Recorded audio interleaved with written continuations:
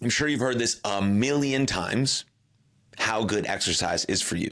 Well, now it's time to make it, a million and one.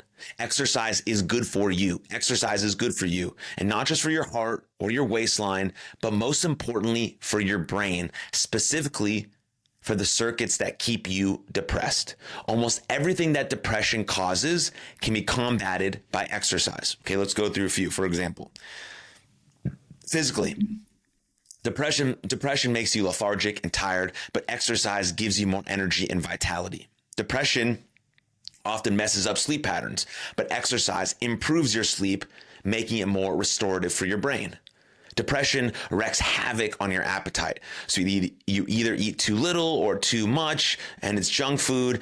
In fact, people who eat a lot of processed foods are at higher risk of depression, right? We talked about that with sugar. Exercise improves your appetite, leading to more enjoyable eating and better health, unless there's an underlying eating disorder there that we need to address, which is extremely important and can be very pervasive and challenging. Mentally, depression can make it hard to concentrate, but exercise makes you mentally sharp and better at planning and decision making. Depression makes you, depressed, but exercise improves your mood. It also reduces anxiety, decreases stress, and boosts self-esteem.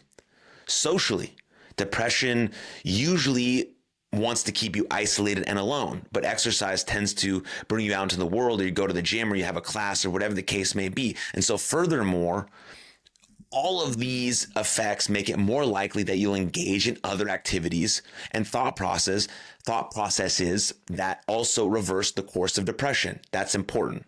For example, exercise improves sleep.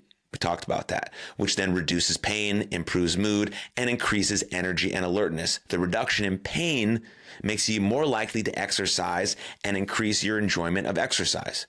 Having more energy also makes it more likely that you'll exercise. The take-home message is that this is all cause and effect, and they intermingle and they build on each other in an upward spiral towards you feeling better. That's why feelings follow behaviors. Yes, sometimes depression or bouts of sadness or experiencing this uncomfortable feeling in your body of whatever it might be forces us to think that we are the only person in the world who feels this way.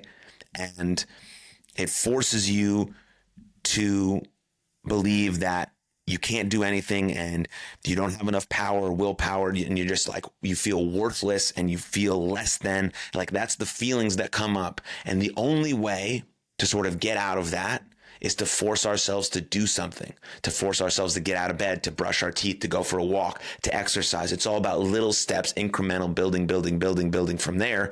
But it's really important to think about that stuff, because depression forces us to basically to not do the things that we know that are good for us. And the only way to get out of a depressive state, or to get out of sadness, or to combat these uncomfortable emotions is to be active, is to do stuff, is to go out into the world, to talk to a friend, to go exercise, to just move around a little bit, to journal, to do some of these activities that are going to help us alleviate some of these uncomfortable emotions, or alleviate some of these uncomfortable experiences that we're going through. And so we have to understand about awareness, acceptance, action, and that feelings follow behaviors. That's why having things written down, a plan of attack, protocol, a toolkit for when you might experiencing these things, because everyone goes through bouts of unhappiness and bouts of sadness. So having a plan of attack when it does come, so you can read it, implement it, and go towards it, is really, really helpful as sort of a proactive mental health plan inside of your proactive mental health toolkit.